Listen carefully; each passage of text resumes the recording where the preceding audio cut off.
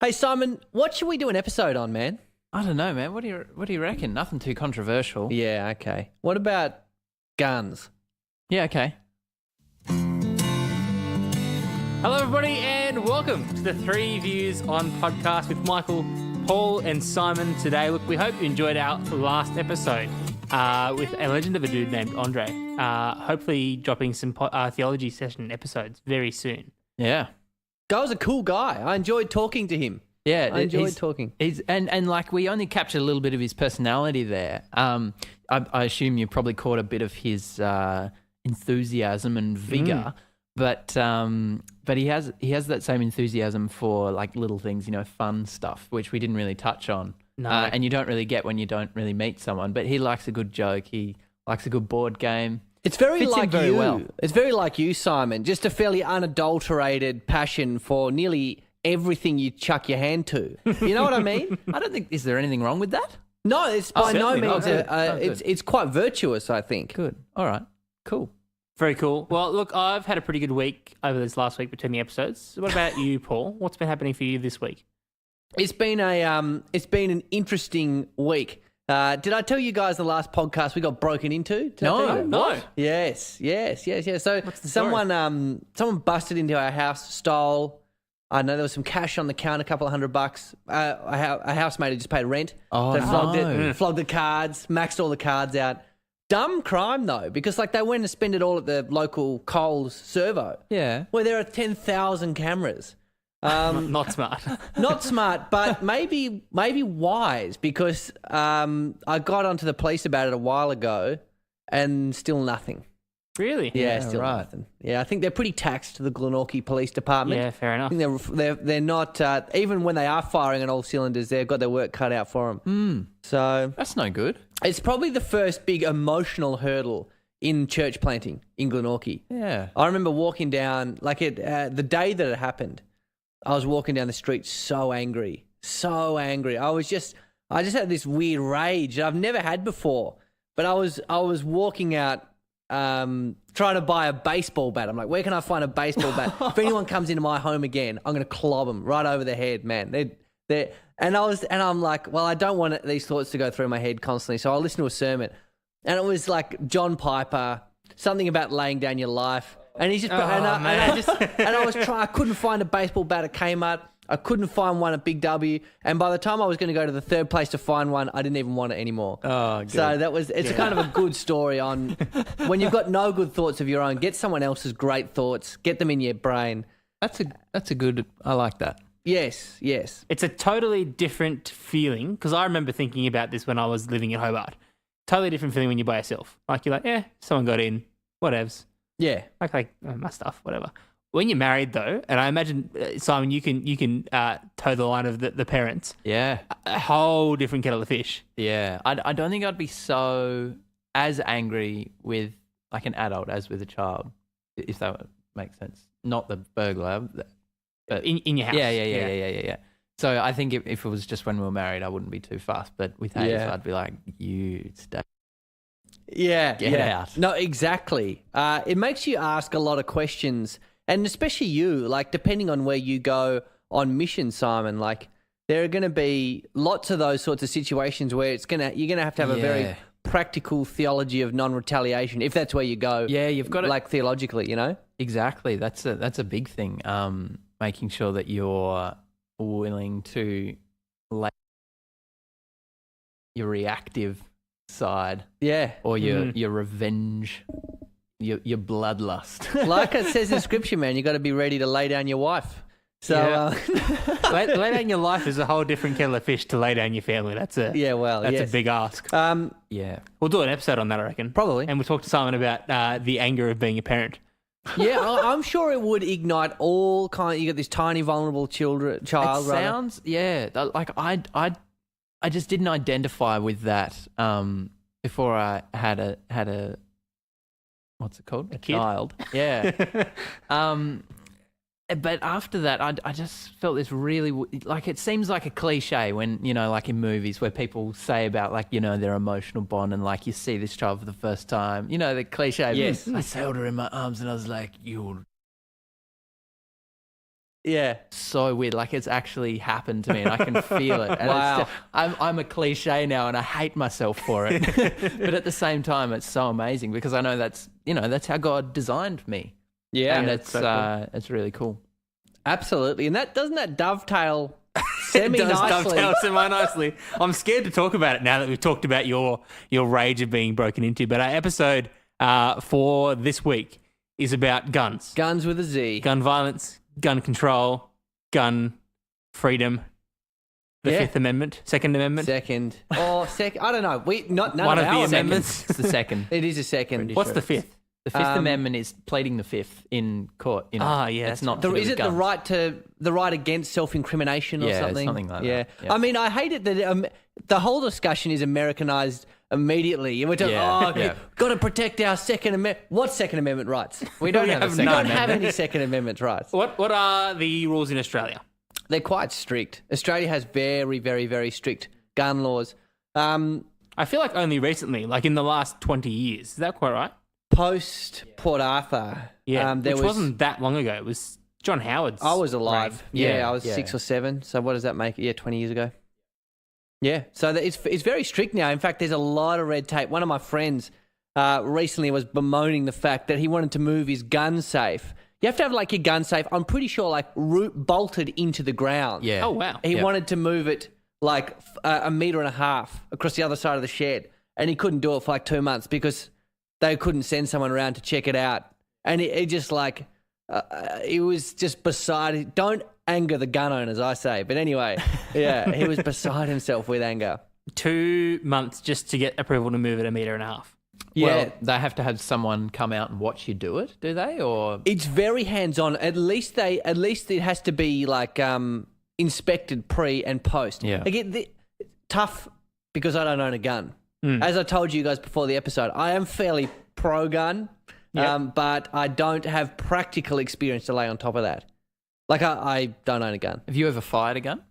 Yes. No, I haven't. I've Okay. never touched a gun. I Which is only weird. have in the last 3 months. Yeah, right. So you're pro gun now, Michael. Is this what this has come down to? Are they enjoyable to fire? Can they be used for purposes other than killing humans? Oh, definitely. Yes. Yeah, yeah, yeah. What are my exact political, theological, and sociological views on guns and violence and how we as a nation control them? Whew, that's a big topic. Oh yeah. And I feel like you can totally disagree with me here, but all the people in charge of making those decisions are totally unqualified too. How so? Yeah. I just feel like most of them, 90% of them probably don't own a gun, and all of those same people have no interest or no understanding of the actual community, and the people whose voices get heard seem to be the people who have money. So it can often be skewed. Wait a second. Are we all like semi-pro gun? I thought we might actually get some decent divergence here. I'm pretty keen on control. Yeah, I'm Really pro-control. Yeah. I'm not anti-guns, full stop, though. Yeah. I tell you what annoys me, like the Australian Labor Party. I won't say which way I vote on the podcast. The Australian Labor Party they're fairly keen on keeping guns few and far between. On the recent state election, it came at one of the local MPs, actually one of your local MPs, a guy called Reen Hitting, said they might loosen up a couple of the gun laws just to help out farmers and make things a little easier. And he got lambasted by the... Oh, yeah. It was right before the vote as well. I remember. It was Exactly. like, whoa, It was a couple hang of on a minute. days. Yeah. The funny thing is, I also recently saw a picture of Bill Shorten, the federal Labor leader, being accompanied by an armed security guard. Yeah. So there must be some tacit agreement that these things do work in some measure. Yeah. But Yeah. just not for anyone else. Yeah, and in a public carry as well. If you're escorted around by an armed security guard, that's a public Yeah. carrying of a firearm. Look, I think we can all probably very safely agree that we agree on the arming of our police force. Is that fairly accurate? Totally. Definitely. Even bigger guns, I say. Interesting side note there. Did you know a taser? Yes, I do know about tasers. Yeah, you know that they offer like rewards to if anyone can like withstand the To hold up to a being taser tased, shot. Yeah. Wow. So basically, the whole product is staked on the fact that no one can resist like the shock of it. No It's one. pretty can, So you hectic. can't just get like a Marine who is like a super soldier who can just be tased and just keep walking. Like that's not a thing. All right. Yeah. So they are very effective, aren't Very, they? yes. yeah. Tasers. And that's why, like, again, when I made that gag about guns, I'm not like, I don't want police blowing people's heads off. And you see, like in America, that's a huge thing. A couple of years back, there were all these shootings of unarmed dudes, and the whole place was like a powder keg. Such insane anti-cop sentiment. I watched a documentary on it the other week. Right. And Now you're pro-gun. Now I'm pro. No, I've been pro-gun for a long time. So you've mentioned this a few times now, Paul. What specifically do you mean by pro-gun? What do I mean by Let's unpack pro-gun? that. Well, I think, and again, it's really sad because a lot of my understanding of this comes from an American context, because that's where the discussion is really happening. They've obviously had a couple of pretty bad school shootings recently. Yeah. And with different kinds of legislation that are coming about and different proposals, there's now a big conversation over there about guns, where that's not really happening so much in Australia. No, we're pretty comfortable with our Australian gun laws as far as I understand. I mean, that being said, the Liberal Party have had I ragged on Labor, now let me rag on Liberal. Yep, good. They just did another gun buyback or another gun amnesty where you can go and Sell your gun. to get guns off the streets. To which I think the very necessary, so sort of the question that you must ask after that is like, who is selling their guns? Is it the people who like had, I don't know, a little pea shooter to pop off the sparrows that were, or the crows The that rogue were wallaby. they're picking on their crops out the backyard? Or is it the dudes who, like, I get gunshots most weeks in Glenorchy. Really? I guarantee you it's not the dudes who are relying on their gun to, like, get them through tricky situations who are then selling it back to the government. No, you're probably quite sure. And that's why I saw Turnbull talk about it with this big grin. Oh yeah, we've done really well with this gun buyback. It's like, no, all the guns that are probably going to kill people are still out there. Yeah. All the guns that people haven't used for 15 years, they probably got sold or handed in. Yeah. And all the guns that have the capacity to take a life, I reckon. And look, I'm not super educated here, but that's just that's my take on it. From what I can understand, the issue around gun violence and organised crime is very difficult to control by the nature of it being organised crime. Like that as a statement is not something the government is very good at controlling because everything they've done so far has not stopped organised crime happening. If you're going to be a criminal and that's going to be your career choice, you're going to find a way to procure weapons, to do things under the books, and to make things happen. Now, that's going to happen. The big thing for me around gun laws is around the suicide risk and the accidental shootings at home, where I think, because from my limited understanding of the numbers that I've seen coming through from the States, is that they have a huge proportion of deaths from suicide with weapons and from home shootings as well, things that have just gone by as an accident. Yeah. And if you compare that to what it looks like in Australia, we have a much lower rate. And just the damage you can do with a firearm makes things really, really not fixable. As a medical professional, if someone comes in with a gunshot wound to the face, there is very little I can do, and there's a very small window of what I can do. Whereas other methods of attempted suicide, there's a lot that you can do to turn things around. That's correct. You look like you got something to say, Samo. I was just going to say, potentially, it didn't quite lead into what Michael was just saying, but maybe what you were saying before. Do you think potentially the difference between our gun cultures and the reason that there wasn't such a huge blowback when they introduced strict gun control after Port Arthur, do you reckon that's because we're a much younger country? Like, we've never had any internal wars. We've only been around a couple of 100 years. We didn't have this huge culture. We didn't have a lot of organised crime that's been going on for generations, like in crime families and that kind of thing. Whereas America's been going a lot longer. They've had civil wars. They've had wars with other countries. They've had wars on their turf, which is where the amendment came from after those incidents where they said, all right, citizens, in case this kind of thing happens again and the government are the bad guys, the citizens need to have guns. Is pretty much what that means, to protect themselves from anyone, basically. And I think in Australia, we just didn't. We've been pretty cruisy, under the United Kingdom for a long time, still are. We've got a lot of allies, we've got a lot of friends. we don't feel too stressed about violence on the streets. In general, we have pretty safe cities compared to a lot of other places in the world. Let's be perfectly honest. Unless you're playing a game of Risk, Australia is generally safe territory. I'm afraid that went over my head, Michael. You don't play Risk? I have not played a game, but I agree with you, Simon. I agree. Like, once you have that generational sort of, okay, not too long back, someone rocked up and tried to make us move or tried to sweep out our street of a certain type of people or something like that. Once that's in the ether, in the collective consciousness, things would be very, very different. Yeah. I believe. For sure. We'd all be buying black market guns if that started happening. Well, I totally would. Like, it's one. No, I wouldn't. No, I've got, like, in these conversations, I have this propensity to, like, make a real hyperbole of my actual opinion, just so it stimulates a bit of discussion. When I say I'm pro-gun, I'm not pro-gun. It'd be nice if no one had guns. That wouldn't be bad. But given the state things are, that's my whole argument about America as well. Like, of course, you don't want to put. It would be better if teachers didn't have to have, like, a concealed carry or something or whatever. But you can't go back from where you are now, or they can't go back from where they are. Yep, and it's not as simple as just saying let's outlaw all guns in the States. Like, that just does not work. What are you going to do? You get some right wing nut over there, and you rock up at their house and try and take their guns. What's going to happen? For sure. Like, there might be some plans that'll work, but that one won't. Some of the biggest gun advocates in America are evangelicals. How do you reckon guns fit in with Jesus?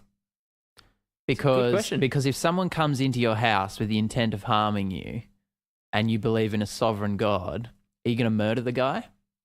Yeah, but at the same time, I believe in a sovereign God, and yet I work to save people's lives on a daily basis. Yes. That's my job. Yes, but would you then work to kill someone? Oh, that's tough. It's tough. And it goes back to what we were talking about at the beginning, is that for myself, I'm fairly comfortable with, if someone comes in and kills me, I'm dead. I mean, that's kind of not ideal. But at the same time, that's all right. I'm willing to give up my life. But once you start mixing things in, like your family, if you have your own children, that question becomes so hard. It becomes hard, but does the answer change? That's the thing. In my brain, Simon, and you've probably asked the smartest question all episode here.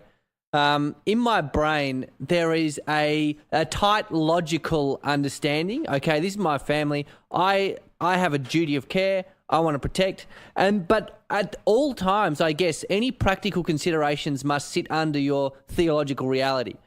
And so understanding a theology, like, I know probably it's right for the government to have guns.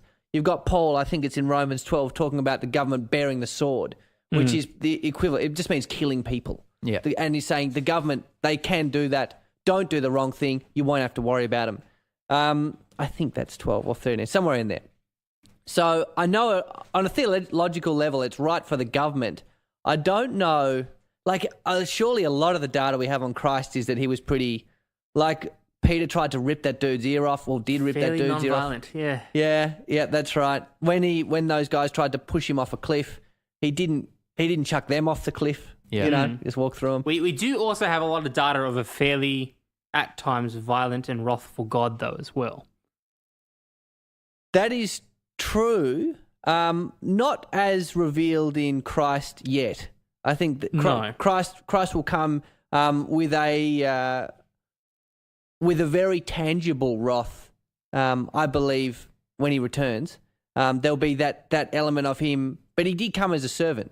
He will come as like a coronated king at the end of all time. I think right now, like the life that we see in the Gospels, there was a lot of there was no, let's call it like as we see it, there was no physical retaliation at all. Yeah, except in that one time in the temple when he started flipping over tables and whipping. Not necessarily retaliation, and he flipped over tables. He didn't break dudes over his knee. I mean, I can't remember for sure, but I feel like I vaguely recall him like scattering the people out with a whip.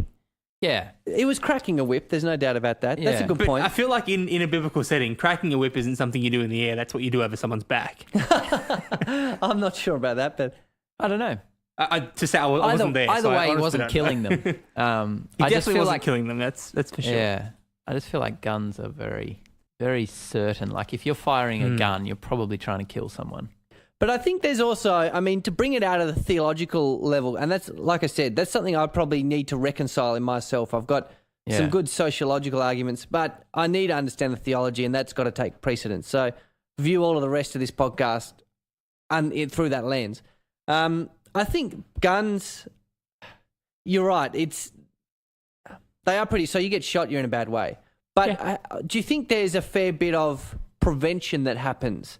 If you're mugging someone and there's a 50, if you're a mugger and you know there's a 0% chance someone has a gun, are you going to go for it a little harder than if maybe 40% of people have guns? Well, going only on what you see of movies is that by the time you're getting mugged, someone's already got a gun to your head. If you flinch, they're going to shoot you. If you go for your gun, they're going to shoot you. So unless you've already got your gun out, having a gun against someone who's already got a gun, who's jumped you, surprised you, is probably not that helpful. And let's be honest, how many people who carry a gun in their purse who are going to be mugged or in their pocket, let's say that guys get mugged too. Let's not be sexist on the podcast. I think that's pretty fair. How many of those people are going to be trained to a state where they are able to outdraw and fire a weapon on someone who is a career criminal? Oh, that's totally a good point. I think probably by the time the gun's at your head, you're in a bit of strife. Yeah. But whether there's a gun on you or not, you may as well just stay still and not try to move. You're in some trouble at that point. There's no doubt about it. You're in some trouble. I only thinking if I try to get myself in that place, like if I try to get into the mindset of like someone who's going to try and rip someone's purse off them, I don't think they're necessarily that like smooth, calm, collected, well orchestrated. I think probably there would usually be a fair element of drug-fueled behaviour going into that, fairly scatterbrained. Maybe I just don't think they would be as keen if there was guns in the equation. Then the query is as well, if it's drug-fueled behaviour and they're trying to steal your purse or whatever, what gives you the right to then be the arbiter and judge for that situation and take a life in that situation? Yeah, I don't know. I personally think I like the idea of putting a cap in someone's knee. I don't know. Like you probably wouldn't go straight for the face and be like and just fire off a couple of rounds in the dome. That's the reason cops do kill people straight away, though, because if you fire a cap in someone's knee and they're in a bit of pain, they've got a gun in their hand. That's true. They're going to move their arm in the direction of your face or your heart, and they're going to get you. And I mean, it's why not just that. It's what's harder to hit, a kneecap or a chest. That's very true. Yeah. It's the mugging situation is another tough one. Again, it's so far removed from anything I've ever encountered that I think true. By virtue of where we have all lived and the kinds of upbringing we have, it is all it's just pontification at this point. It's fun, but that's just what it is. I've got an idea. Think of a time when someone confronted you, not violently, and you were scared. Or you were fearful or you were nervous or whatever, whether that be like called to the principal's office or like the being found out by your parents for something, okay, cool. or your boss telling you off for something you did at work, or being lazy or whatever. Like you can imagine, I'm pretty bad in those sort of situations. I get properly scared. Not thinking straight is what you're getting at. Yeah. Can you imagine if that was suddenly a gun? How much worse off your mental state would be? You'd not be making decisions unless you were like super trained and were used to that kind of situation / trauma. Kind of in the way that like in the emergency department, in my first 6 months, I just had no idea how to react to anything. And you just got to wait for someone to tell you what to do. But now you're just like, oh yeah, we'll do this. And then you tell someone at home, oh, I looked after this person. They're like, whoa, you looked after someone who was on ice? How did you do that? Yeah. Do you know what I'm getting at? I do. Like if something as simple as someone confronting you about leaving your dirty socks on their bed is like, not that simple, but it's not your wife. Like that. Yeah. Like if that gets you nervous, you can imagine how much worse off you'd be in the mugging situation. And how many times have you made a snap decision that turned out to be a bad one? And that's the thing. That's a great point, Michael, I think, because I can't help but think of, like, sure, there are plenty of punch-ups in pubs and stuff. In Australia, that's That's fine. Oh, yeah. It's part of the culture almost. And then you go back in and you buy each other a beer. Like that is Yeah. just fairly commonplace. But just if people were carrying guns in that instance, Yeah. you have no reason to think they wouldn't be used. No. So this is that. I mean, that's why again I'm not pro proliferation of guns. My pro gun is sort of it's an American import to my understanding because I think over there they're so far gone Yeah. that the problem actually will be part of the solution. But in Australia, yeah, I'm not a huge fan of it because if you're punching on, someone's going to go for any advantage. That's why people smash bottles. Yeah. But no one's smashing bottles if they've got a gun. gun in their sock or something like that. You know what I mean? And I don't want to be in a room with a drunk guy who's waving a gun. No. No way. No. Yes, people already make. You guys would know so well, being medical professionals. People, you just can't bank on people making smart decisions. No. No, not even in the slightest. no. Even well-trained doctors who I work with, you can't bank on them making a good decision in a stressed situation. No. That's why we work as a team. So yeah, guns in quick ready access is probably not a great idea. Like I think it's time we just about landed this plane. Oh yeah. I think we come to a few vague conclusions here. Speaking of plane, Yes. I'll just let you know that Guns after on a plane? 9/11, they gave those flight security guards guns, and they haven't had a. That's one of the arguments for arming teachers. Actually, is like, Yeah, well, look, right. they've had way less Worked on hijackings. a plane. Yeah. Will it work in a school? Yeah, well, they're essentially saying guns were a deterrent on planes. And in school, all they do is then call the guys with guns and wait for them to arrive and de-escalate it anyway. So why not? Anyway, that is Tricky It's situation. a different topic for not another podcast. Well, so here's where we are. I think we agree that guns in and of themselves are a helpful and unhelpful tool that can be used for a variety of things. Farmers, wallabies, good combination. I think that's probably fair. Definitely. Yep. Police officers, highly trained, difficult situations, Yep. good idea. Yep. Old grannies getting their purses stolen, if I use the correct grammar, Yeah. on the street, high violence situations, pubs, not a good idea. The difficult balance is the in-between. The semi-trained person in a ordinary situation, living in a country where guns are as readily available as milk on the shelf. Yeah. Where does all that come into it? And I think the answer is that it's not a simple solution. It is It's not. not something we can sort out. Let's just forget about it. We're all Australians. Well, I think your point though, Simon, about the generational ease that we've slipped into. Like, guns can be very good at preventing some sort of government tyranny, is the word you often hear. Someone brought to my attention the example of Vietnam the other day, where they're like, it was basically a bunch of poor farmers forming militias. They held off America. Yeah. Like, the might of the military world got pantsed in Vietnam Yeah. by local dudes with guns. Yeah. And not the same kinds of guns as Americans had either. Like, they weren't rolling with equal military force. So there's got to be something said about...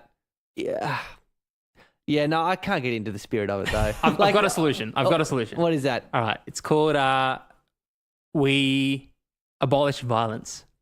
All right. We live at peace with each other. Make it all punishable by death. Love your neighbour. No. Love your neighbour. Serve others. And Bless those who curse you. yeah. Yeah. It seems like a good idea. Oh, there's another one. Yeah. I tell you, in the course of this episode, I think I've almost talked myself out of most of my gun arguments.